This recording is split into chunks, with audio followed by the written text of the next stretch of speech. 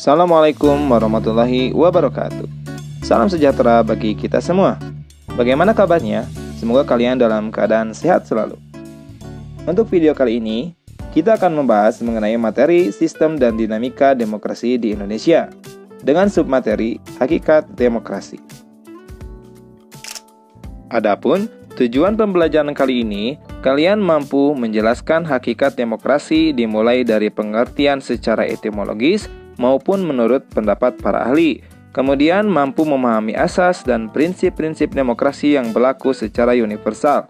Supaya kalian lebih memahami tentang materi kali ini, silakan simak terus videonya ya. Istilah demokrasi berasal dari bahasa Yunani, yaitu demos yang berarti rakyat, dan kratos atau kratein yang artinya pemerintahan. Dalam arti sederhana, demokrasi dapat diartikan dengan pemerintahan oleh rakyat. Menurut Abraham Lincoln, demokrasi adalah pemerintahan dari rakyat, oleh rakyat, dan untuk rakyat. Dalam pengertian yang lebih kompleks, demokrasi berarti suatu sistem pemerintahan yang mengabdi kepada kepentingan rakyat, dengan tanpa memandang partisipasi mereka dalam kehidupan politik. Sementara pengisian jabatan-jabatan publik dilakukan dengan dukungan suara rakyat, dan mereka memiliki hak untuk memilih dan dipilih. Hampir semua negara di dunia menyatakan dirinya sebagai negara yang demokratis. Ini berarti pada setiap negara berupaya mengedepankan rakyat sebagai elemen utama dalam pemerintahan. Walaupun dalam kenyataan, pengertian demokrasi dapat diterjemahkan berbeda-beda pada setiap negara, tergantung pada ideologi, latar belakang sejarah bangsa, kehidupan sosial dan ekonomi, maupun kultur atau budaya yang melatar belakanginya. Dalam pemerintahan yang demokratis, terdapat asas-asas demokrasi. Adapun asas-asas demokrasi tersebut terbagi dalam dua jenis, yaitu yang pertama, pengakuan partisipasi rakyat dalam pemerintahan. Adanya jaminan terhadap rakyat untuk dapat berpartisipasi di dalam menentukan kebijakan negara dengan perlindungan hukum berupa perundang-undangan yang berlaku. Jadi, rakyat dapat ikut berperan sesuai status dan kompetensi masing-masing dengan batasan-batasan peraturan yang berlaku. Asas yang kedua adalah pengakuan harkat dan martabat manusia. Jaminan hukum terhadap pelaksanaan hak asasi manusia juga terdapat di konstitusi, yaitu pasal 27 sampai dengan pasal 34 Undang-Undang Dasar Negara Republik Indonesia tahun 1945 dan peraturan-peraturan pelaksana lainnya. Selain dari asas-asas demokrasi, kita juga dapat mengenali ciri pemerintahan yang demokratis. Adapun ciri-ciri pokok pemerintahan yang demokratis diantaranya: 1. Pemerintahan berdasarkan kehendak dan kepentingan umum atau rakyat. Berdasarkan ciri ini, maka dapat diidentifikasi bahwa pemerintahan memiliki konstitusional, memiliki perwakilan, adanya pemilihan umum, adanya partai politik. Ciri pokok yang kedua, adanya pemisahan atau pembagian kekuasaan. Paham pemisahan kekuasaan telah kita pelajari berdasarkan pemikiran John Locke dan Montesquieu dalam Trias Politica. John Locke melakukan pemisahan kekuasaan negara atas legislatif, eksekutif, dan federatif. Sedangkan Montesquieu melakukan pemisahan kekuasaan negara atas legislatif, eksekutif, dan yudikatif. Tujuan pemisahan kekuasaan negara ini adalah agar tidak ada satu lembaga negara yang memiliki kekuasaan yang lebih dibandingkan badan kekuasaan lain, yang pada akhirnya menimbulkan tindakan yang sewenang-wenang. Konsep pembagian kekuasaan dianut oleh Indonesia karena antara lembaga negara masih diperlukan kerjasama antara lembaga-lembaga negara tersebut. Ciri pokok yang ketiga, adanya pertanggungjawaban oleh pelaksana pemerintah atau eksekutif. Sebagai wujud akuntabilitas publik, pemerintah mempertanggungjawabkan setiap kebijakan yang telah diambil kepada rakyatnya. Pembangunan demokrasi suatu bangsa sudah pasti akan berbeda antara satu negara dengan negara lainnya, karena pembangunan demokrasi ini ditentukan oleh berbagai faktor yang melingkupi negara tersebut. Pembangunan demokrasi ini akan disesuaikan dengan prinsip-prinsip demokrasi yang berlaku universal, yaitu mencakup 1. Keterlibatan warga negara dalam pembuatan keputusan.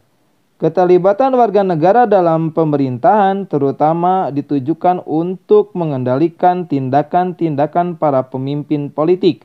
Dalam hal ini, pemilu menjadi salah satu bentuk partisipasi politik rakyat di dalam pemerintahan karena ia menentukan siapa-siapa yang akan menjadi wakil rakyat sekaligus menentukan kebijakan apa saja yang akan dibuat oleh pemerintah. 2. Tingkat persamaan atau kesetaraan tertentu di antara warga negara. Tingkat persamaan yang dimaksud adalah persamaan politik, persamaan hukum, persamaan kesempatan, persamaan ekonomi, dan persamaan sosial atau persamaan hak. 3. Tingkat kebebasan atau kemerdekaan tertentu yang diakui dan dipakai oleh warga negara. Kebebasan yang dimaksud adalah menyangkut hak-hak yang tercakup dalam hak-hak asasi manusia, seperti hak politik, hak ekonomi, kesetaraan di depan hukum dan pemerintahan, ekspresi kebudayaan dan hak pribadi. Dan dalam pemahaman yang mendasar, hak-hak tersebut harus diakui dan dilindungi oleh negara. 4. Penghormatan terhadap supremasi hukum.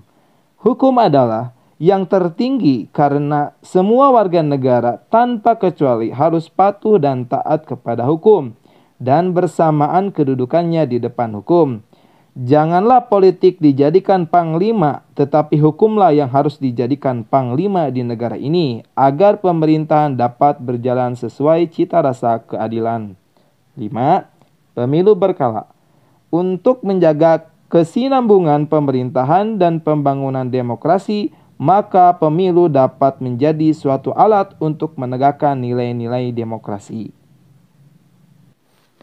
Demokrasi sebagai sistem politik yang saat ini dianut oleh sebagian besar negara di dunia tentu saja memiliki prinsip-prinsip yang berbeda dengan sistem yang lain. Henry B. Mayo, sebagaimana dikutip oleh Miriam Budiarjo dalam bukunya yang berjudul Dasar-Dasar Ilmu Politik, mengungkapkan prinsip dari demokrasi yang akan mewujudkan suatu sistem politik yang demokratis. Adapun prinsip-prinsip tersebut antara lain: 1. Menyelesaikan perselisihan dengan damai dan secara melembaga. 2. Menjamin terselenggaranya perubahan secara damai dalam suatu masyarakat yang sedang berubah. 3. Menyelenggarakan pergantian pimpinan secara teratur. 4. Membatasi pemakaian kekerasan sampai minimum. 5. Mengakui serta menganggap wajar adanya keanekaragaman. Dan 6. Menjamin tegaknya keadilan. Menurut Melvin E. Yurovsky, ada 11 prinsip dasar demokrasi. Di antaranya, 1. Pemerintahan berdasarkan konstitusi. 2. Pemilu yang demokratis. 3. Federalisme, pemerintahan negara bagian dan lokal. 4. Pembuatan undang-undang. 5. Sistem peradilan yang independen. 6. Kekuasaan lembaga kepresidenan. 7. Media massa yang bebas. 8. Adanya kelompok kepentingan. 9. Hak masyarakat untuk tahu. 10. Kontrol sipil atas militer. Dan 11. Peran kelompok-kelompok kepentingan. Berdasarkan penjelasan tersebut, dapat disimpulkan bahwa setiap negara di dunia, apapun ideologi negara itu, pasti ingin dianggap sebagai negara yang menerapkan sistem demokrasi. Demokrasi di negara itu dapat diukur berdasarkan asas, ciri, dan prinsip-prinsip demokrasi yang berlaku universal. Demokrasi memiliki dua asas, yaitu pengakuan partisipasi rakyat dalam pemerintahan dan pengakuan harkat dan martabat manusia. Ciri-ciri pokok pemerintahan yang demokratis yaitu pemerintahan berdasarkan kehendak dan kepentingan umum atau rakyat, adanya pemisahan atau pembagian kekuasaan, adanya pertanggungjawaban oleh pelaksana pemerintah atau eksekutif, dan prinsip-prinsip demokrasi yang berlaku universal yaitu mencakup keterlibatan warga negara dalam pembuatan keputusan, tingkat persamaan atau kesetaraan tertentu di antara warga negara, tingkat kebebasan atau kemerdekaan tertentu yang diakui dan dipakai oleh para warga negara, penghormatan terhadap supremasi hukum, dan pemilu berkala. Terima kasih telah menyimak video pembelajaran kali ini. Semoga video kali ini bermanfaat. Saya Mas Al, undur diri. Wassalamualaikum warahmatullahi wabarakatuh.